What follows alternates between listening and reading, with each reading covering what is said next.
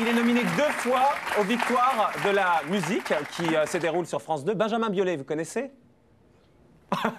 Il est planté là. Tu vois. Benjamin Biolay? C'est lui qui a écrit pour Salvador. Ah, qui écrit... Ah bah oui, non, mais c'est pas un chanteur. Bah si, voilà. Oh là. Vous allez lui dire. Non seulement c'est un chanteur, mais en plus, il Benjamin chante Biolay, bien. c'est un chanteur. Salvador, c'est pas un chanteur. Oui, c'est ça. Regardez, on va vous mettre au niveau avec Alexis Trégaro. Henri Salvador. Henri Salvador. Isabelle Boulay. Isabelle Boulay. Il y a tout juste un an, aux remises des victoires de la musique, on découvrait avec stupeur qu'Henri Salvador et Isabelle Boulay avaient un point commun. À peine avaient-ils reçu leur trophée qu'ils remerciaient la même personne. Je voudrais remercier aussi Benjamin Biolay. Enfin, je suis ravi, surtout pour mon petit Benjamin Biolay et ma Karen-Anne. Bonsoir, bonsoir. Oh, c'est tout. À 28 ans, le grand public découvrait donc ce jeune artiste peu bavard que pourtant déjà à l'époque toute la profession connaissait, tellement Benjamin Biolay est à l'origine d'une kyrielle de titres. Auteur-compositeur du premier album de Karen-Anne, co-auteur avec la même Karen-Anne de 5 chansons pour Henri Salvador, dont le fameux Jardin d'hiver. Je voudrais toujours te plaire dans mon jardin d'hiver. Réalisateur de l'album d'Isabelle Boulay. Un jour tout autre. Mais aussi arrangeur du duo Bambou-Lulu-Gainsbourg. Bref, Benjamin Biolay sait tout faire et pour tout le monde. Qu'est-ce que tous ces artistes viennent chercher chez lui? Je pense le fait qu'il peut trouver une originalité chez chaque personne. Il a une vision des gens qui est assez... C'est-à-dire que je pense qu'il peut trouver la beauté ou le détail qui est intéressant chez quelqu'un. Si on compare à des gens, à mon sens, beaucoup moins intéressants comme Obispo, des gens comme ça, qui écrivent des chansons plus ou moins bonnes, plutôt moins bonnes à mon sens, lui, non seulement il écrit des bonnes chansons, mais en plus il a le sens de l'arrangement. Je voudrais du soleil. Un talent qui contribue aussi aux succès commerciaux de ceux qui en bénéficient. 1 million d'exemplaires pour Henri Salvador, 800 000 pour Isabelle Boulay. Il n'en faut pas plus pour créer l'effet de mode. Dans mon jardin. En France, on n'a pas beaucoup d'imagination, donc quand quelqu'un fait quelque chose qui marche, comme ça a été le cas pour Salvador, bah, tous les gens de maison de 10 vont le voir. C'est un peu la coqueluche du moment dans le milieu musical. Voilà, donc ça, il faut se méfier un peu du côté branché, entre guillemets. On refait à l'infini. Tellement branché que certains n'hésitent pas à l'introniser nouveau Gainsbourg, à écouter les chansons qu'il a composées pour sa sœur Coralie Clément. C'est vrai que c'est tentant. On connaît du soleil ce qu'on nous en dit. Enfin, tout comme Gainsbourg, Benjamin Biolay sait aussi utiliser ses talents à des fins personnelles. Je mesure le temps qui passe et t'en dis que l'eau s'étend jusqu'à l'autre bout de l'étang. En mai dernier sortait son propre disque, Rose Kennedy. Un album vendu à 30 000 exemplaires qui, faute d'être un carton auprès du public, obtient en revanche le respect de ses pairs. C'est un style particulièrement nostalgique. Moi, j'aime beaucoup ce style-là. Dès qu'il y a des mélodies très valables et en même temps très mélancoliques, je plonge instantanément, à raison de plus quand le texte est à la hauteur de la mélodie, et c'est le cas. Et de fait, nommé demain soir à 2 reprises aux victoires de la musique, Benjamin Biolay recevra peut-être la récompense qu'il n'a reçue que par procuration l'année dernière.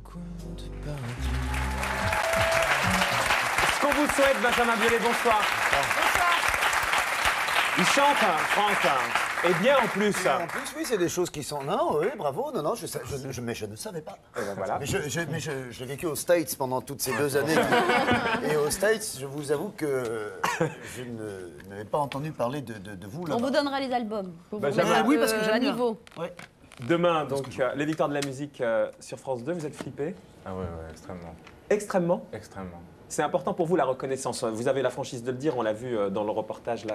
C'est que le fait qu'on ne vous attribue pas une partie du succès de l'album de Salvador, vous les aviez là. Le fait que vous soyez un peu éclipsé de l'album de Karen-Anne, en tout cas de son succès, vous avez dit, en tout cas je l'ai lu, que c'était pas sympa. La reconnaissance, c'est bien de l'afficher. Dire que c'était pas sympa. Enfin, j'ai dit ça, oui. C'était pas. Vous l'avez mal vécu. Non, moins que Salvador.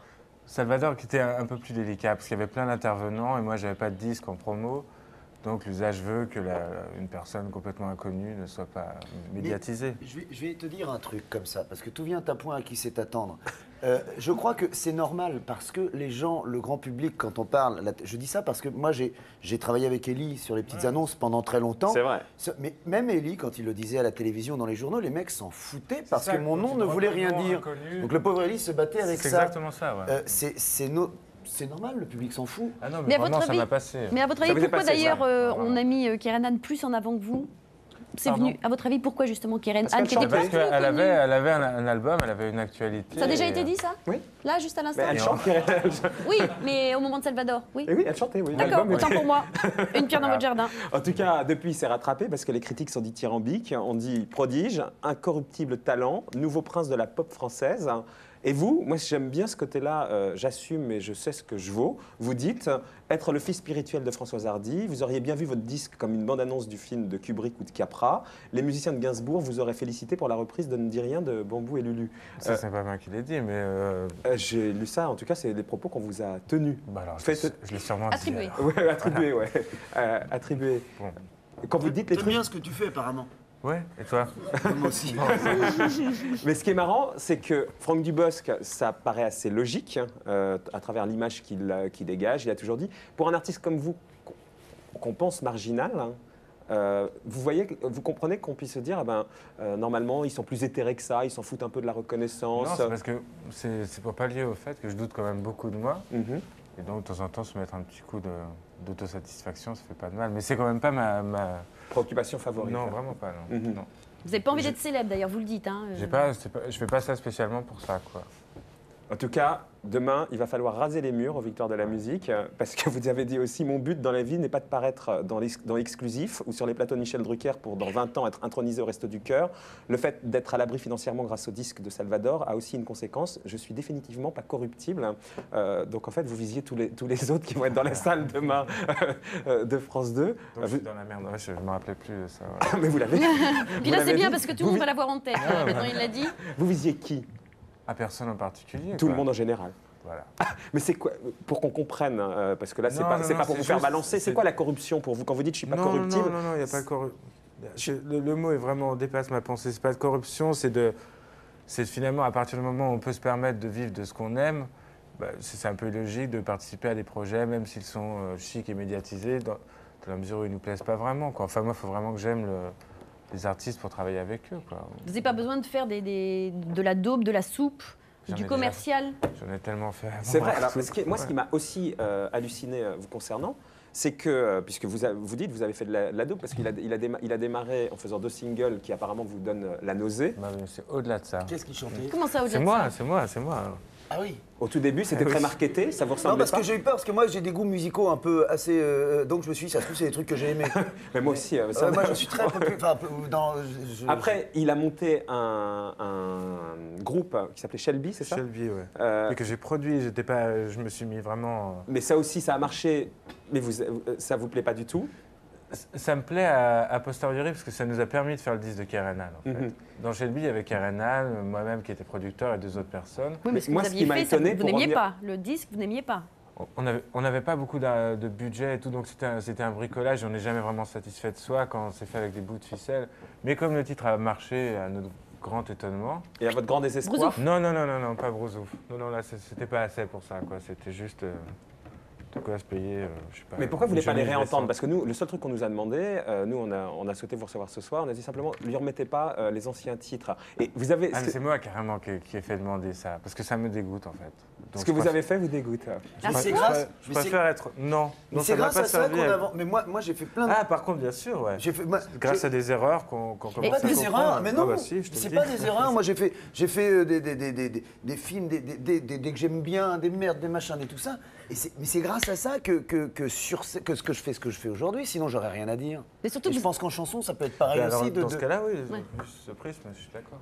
Enfin, je trouve... je suis désolé, Marc-Olivier Fogiel, d'être intervenu dans cette conversation. Bien au contraire. Mais Benjamin, pourquoi vous les aviez fait ces 2 disques? Parce que vous saviez que c'était ce que vous n'aimiez pas? C'est quoi? Vous vouliez la reconnaissance déjà à l'époque? Non, moi je voulais m'en sortir et j'avais l'occasion d'avoir un contrat que j'avais eu de manière un petit peu comment dire, un peu osé, puis je m'en étais bien sorti. J'avais tenté un coup de poker, donc je me disais maintenant je suis face au mur, je suis pas tout à fait sûr de moi. Vas-y. Et vas-y, quitte à ce que tu t'en prennes plein la Mais gueule. c'était quel genre, arrivé. puisqu'on va pas les réécouter puisque vous voulez pas, mais ça ressemblait à quoi? C'était pas lamentable, mais c'était très mal chanté. C'était de la pop, très inspiré des Beatles, qui sont vraiment les artistes. Que c'est de la merde. Hein. Ouais, t'as raison. Mais on a quand même le sentiment qu'à vos débuts, vous saviez pas du tout où vous alliez, parce que vous avez chanté des horreurs punk. J'étais complètement perdu. Ça, j'aimais bien, mais je savais que c'était pas viable, quoi. Le groupe s'appelait HRS. Haute Résolution Sadique. Moi, j'ai dit juste HRS. Tout un programme. Ensuite, vous avez fait le conservatoire de... Je faisais ça en même temps, la Résolution Sadique. Et là, c'était de trombone à coulisses, c'est ça? Oui, absolument. À côté, nique ta mère, donc là, vous étiez un peu largué quand même sur le... Complètement perdu. Mais je savais que j'avais envie de faire de la musique, de la chanson en particulier. Et je m'y suis pris de manière totalement empirique, parce que j'étais pas... fallait bien s'en sortir tout seul. Aujourd'hui, pour qu'on comprenne bien votre univers, c'est quoi Françoise Hardy, c'est un univers nostalgique. Hein. C'est quoi? Vous êtes une forme de nostalgique, mélancolique Sur ce premier disque, ouais, c'est ce qu'il en ressort. Ouais. Même moi, vous... quand je l'aurais... Ah non, je ne suis pas seulement nostalgique ou mélancolique. J'aime bien m'amuser et j'aimerais pas être trop redondant, si je peux me... Ouais, j'ai déjà essayé de faire des chansons amusantes, par exemple. Moi, je ne m'y retrouve pas. Ça me plaît pas. Mais là, Pardon? Non, là, avec ça, vous avez trouvé votre style, ça y est, c'est bon. Bah, j'ai trouvé les prémices de ce que j'espère sera un style. Henri Salvador, comme vous l'avez un peu énervé, il a un peu balancé sur vous, puis après, bon, ça s'est arrangé, mais il disait, de toute façon, ça se vend pas, son disque. Ah, mais il a pas tort. Hein. Marie-Reine, un petit jugement sur les victoires de la musique? 5.9.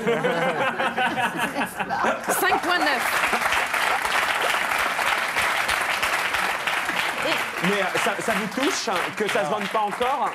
Ça se vend autant que son précédent album chez Sony. Voilà. Ça y est, il balance. Et ça vous agace quand il vous appelle Benjamin Violet? Non, pas du tout. Même. Non, mais vraiment, je l'adore. Et moi, quand j'ai appris qu'il y avait des tensions, des tensions, j'en étais plus blessé qu'autre chose. Ma première réaction est de me dire qu'est-ce que j'ai pu faire pour. Mais c'est vous qui vous êtes mal exprimé ou c'est lui qui a mal compris? Je pense que j'ai été maladroit. Je pense qu'il a mal compris. Je pense que de fil en aiguille, l'interview se délite et devient une espèce de succès d'année de ce qu'on a dit. Et que c'est un espèce de quiproquo que je déplore énormément parce que c'est quelqu'un que j'adore depuis que je suis enfant. Il faut l'appeler Salvador. Salvador. Voilà. Alors, juste une petite chose quand même. On m'a raconté un truc. Votre dernier concert à Paris, vous avez chanté avec un chewing-gum dans la bouche pendant tout le concert. Je vous ai vu aux Victoires de la musique, vous avez aussi un chewing-gum dans la bouche. Vrai. Mais alors c'est quoi? C'est quoi cette affaire? Je suis sponsorisé par Bip. C'est quoi? C'est le stress, ça? C'est pour éviter de fumer. Parce qu'au début, je jouais avec une cigarette à la bouche et on m'a dit vraiment... Gainsbourg l'a déjà fait, laisse tomber. C'est vrai que moi j'adore Gainsbourg, c'est une influence géniale, mais je n'ai pas envie de suivre ses pas maintenant. Et du coup, vous préférez chanter comme ça? Pourquoi pas? Comme moi, tu prends des petits bâtonnets comme ça? D'accord. C'est quoi ça? Petit conseil. Pour arrêter de fumer? Puis c'est un petit côté glamour en plus. Pour chanter, c'est plus compliqué, hein, camarade. Votre bâtonnet dans la bouche. Ouais, mais une cigarette dans la bouche pour chanter, c'est pas facile non plus. Non, mais elle est dans la main. Et puis de temps en temps, quand on respire... Mais le chewing-gum, en tout cas, ça va pas. Faut changer. Non, c'est pas bien, ça fait pas beau. Non, ça fait pas joli. Nostalgique, en tout cas, mélancolique. Et j'ai lu que Hubert Mounier, c'est l'ex-chanteur de la Fairmont Trio, il dit partager avec vous votre haine de l'humanité. C'est juste pour rire, c'est pas possible. Vous avez l'air d'être un garçon finalement bien dans vos baskets, qui sait ce qu'il vaut, qui sait où il a envie d'aller. Mais c'est vrai qu'Hubert et moi, on a tendance à se laisser aller parfois et à haïr l'humanité. Par exemple, je sais pas. C'est un peu ça quand même, non? Mais c'est surtout, non, on se laisse un peu aller et tout. Mais ça nous arrive de le penser et puis tout. Qu'est-ce qu'il faut vous souhaiter à part la victoire demain? Oh ta gueule, excusez-moi, je me suis un peu laissé aller. D'avoir une carrière à la Christophe, j'adorerais. C'est une forme de modèle pour vous? Ah, je l'adore. Rester dans un monde à vous qui n'est pas le même que le sien, sans trop de compromis, et que ça marche. Et que ça marche suffisamment pour pouvoir faire d'autres disques. Et naturellement, s'acheter des jolis pulls verts. Mais sinon. Et quand vous dites être blindé financièrement. J'ai jamais dit blindé. Non, mais vous dites pété de thunes. J'ai jamais dit pété de thunes. Gavé. Pas mal. C'est quoi? C'est un petit côté revanchard. Marie-Reine, elle vit encore chez ses parents, donc. Attends, pour l'instant, on n'a pas fini la soirée. Ça veut dire quoi? L'ordre d'idée, quoi. C'est de vivre comme un bourgeois. Grâce à un album. Ah non, grâce à plein d'albums et tout. Ah non, je ne vis pas du tout comme un bourgeois. Mais puis là, ça s'aime longtemps à payer. Il ne faut pas croire que... Vous allez vivre comme un bourgeois, alors? J'aimerais bien vivre en bourgeois. Un bourgeois militant PS, j'ai vu ça chez Frédéric Tadei sur Paris Première mercredi. Il a sa carte du PS. Oui. Et vous militez? Mais militer au vrai sens du terme. Oui, Vous collez des affiches et tout. Oui, je l'ai fait beaucoup, ouais, vraiment. Maintenant, là encore, vous allez y Non, aller maintenant là je suis riche, alors je le fais plus. Non, c'est pas Provoque en plus. Non, c'est pas vrai. Non, Mais vous avez votre carte ou vous l'avez découpée? Oui, non, j'ai pas... non, j'y crois toujours. Donc là, vous allez monter au créneau pour Jospin. Dans la mesure où je peux être utile, ouais, pourquoi pas. Pourtant, Jospin, dont vous avez dit que vous, en tout cas, vous n'avez pas fendu l'armure comme lui en 95. Sous-entendu, il a pété un plomb, c'est ça? Non, c'est que moi, je suis trop timide pour, par exemple, affronter des grandes scènes ou je sais pas quoi. Ou par exemple, le spectacle de demain, je dis, lui a eu la chance de fendre l'armure. J'avais trouvé l'expression charmante. Ah, lui, c'est la chance. Donc, vous lui reprochez pas ça, en fait. Ah, C'est pas du vous, tout. vous vous reprochez à vous de ne pas avoir la capacité à. Ah, exactement. Pourquoi vous remerciez Tony Curtis? Juste une dernière petite chose. Bah pourquoi pas. Sur l'album, vous remerciez Salvador, Kerenan et Tony Curtis. C'est pas mal. C'est pas mal. Mais non, mais en fait, j'ai samplé des dialogues de Tony Curtis dans... Amicalement Vôtre? Non, dans certains Lem Show, en fait.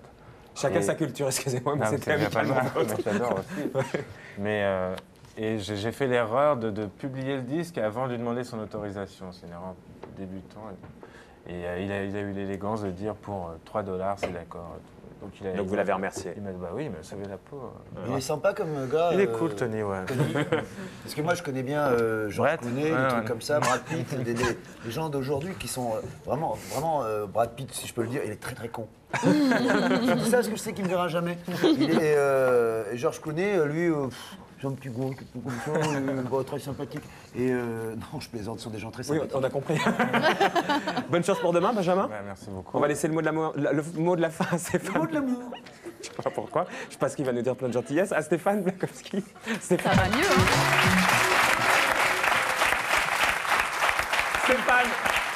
Écoutez, je vois bien que vous n'avez pas tellement suivi tout à l'heure mon raisonnement où j'ai cherché à convaincre tout le monde que les gens qui étaient là en plateau, c'était pas vraiment les vrais gens, qu'ils avaient une vraie personnalité qui laissait complètement en dehors du plateau. Mais tout ça se confirme, Marco. Je vois que à chaque fois que vous faites parler vos invités, vous leur dites alors vous avez dit ça, et immédiatement le mec dit comme si c'était pas lui, non je l'ai jamais dit, comme si les mecs disaient des trucs intéressants partout, sauf dans notre émission. Alors soit vous avez un petit défi avec eux, soit ou alors c'est vraiment pas eux. Il y a un vrai personnage qui est ailleurs et qu'on voit jamais à la télévision. Alors dans ce cas-là, c'est peut-être même pas la peine d'y venir. Peut-être qu'il y a aussi un vrai Marc-Olivier Fogel. Souvent, les gens disent, mais le vrai Marc-Olivier Fogel, il est comment? Ils sont bien conscients que c'est pas vraiment vous à la télé.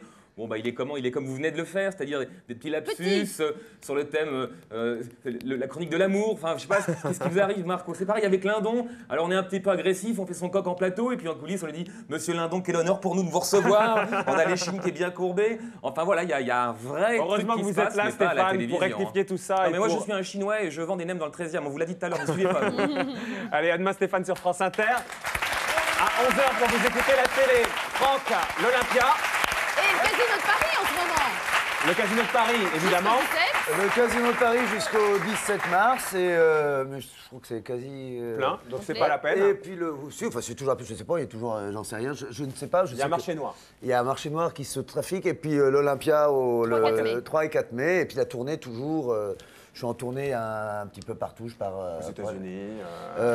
Non, je boude un peu mon public américain en ce moment. Non, je suis en tournée partout. Enfin voilà. Très bien. Partout Ça en marche France. pour vous. Et puis il y a le DVD. Et c'est mérité. Et c'est merci au public surtout parce que c'est vraiment ils sont adorables. Non, ça il faut lui laisser pour le victoire de la musique demain. Vous voulez nous faire pour terminer, si vous avez la victoire demain, parce que les remerciements, parce que si vous l'avez pas, c'est dommage. On va faire la victoire de la musique qui est attribuée à Benjamin Biolay. Bravo. Eh bien, merci.